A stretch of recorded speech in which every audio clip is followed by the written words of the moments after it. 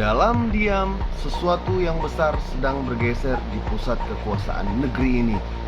Tanpa gembar-gembor, tapi penuh perhitungan.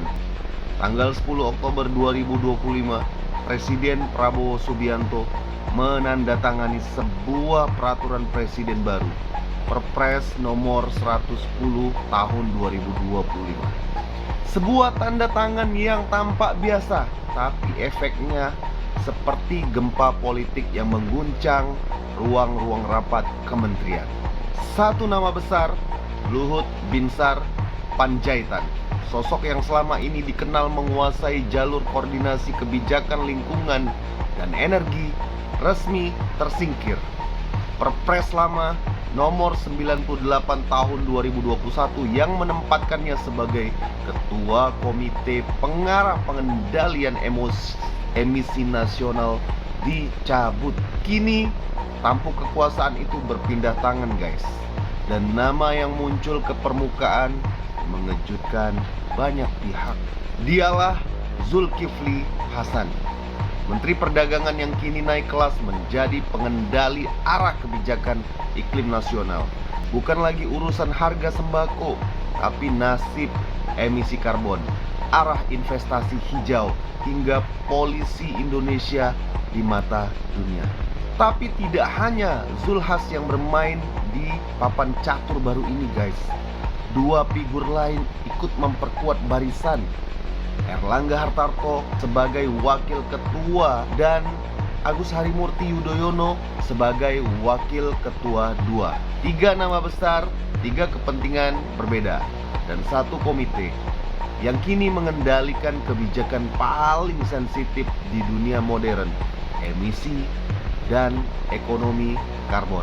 Banyak yang bertanya, apa yang sebenarnya terjadi di balik pencabutan Perpres lama itu?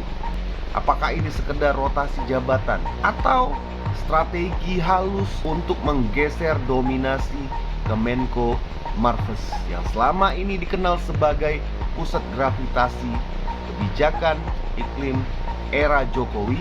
Sumber-sumber di lingkar pemerintahan menyebut ini bukan sekedar perubahan administratif, guys, tapi perubahan arah kekuasaan.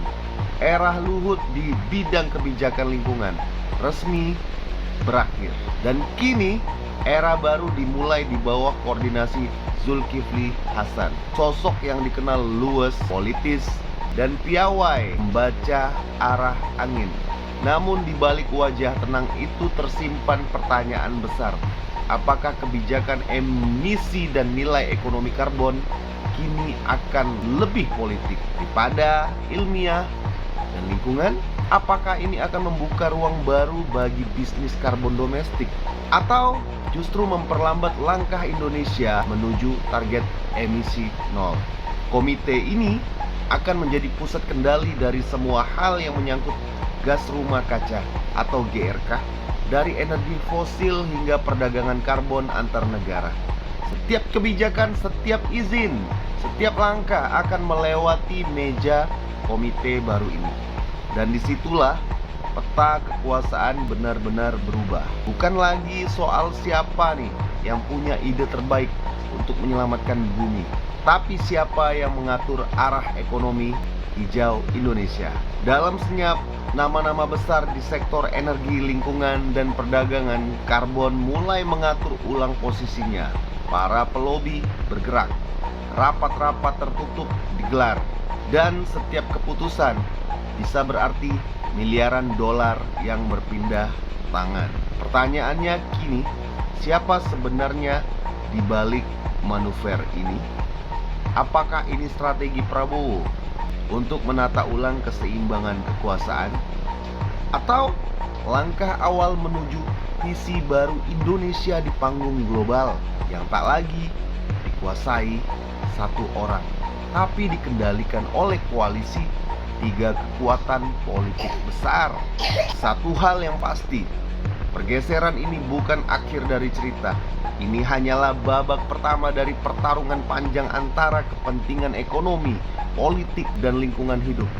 Di balik angka-angka karbon dan program hijau, ada perebutan yang lebih besar, pengaruh uang dan kendali masa depan negeri. Dan kita semua sedang menyaksikan sejarah baru dimulai diam-diam namun mengguncang. Peta kekuasaan telah berubah, tapi siapa yang benar-benar memegang kendalinya?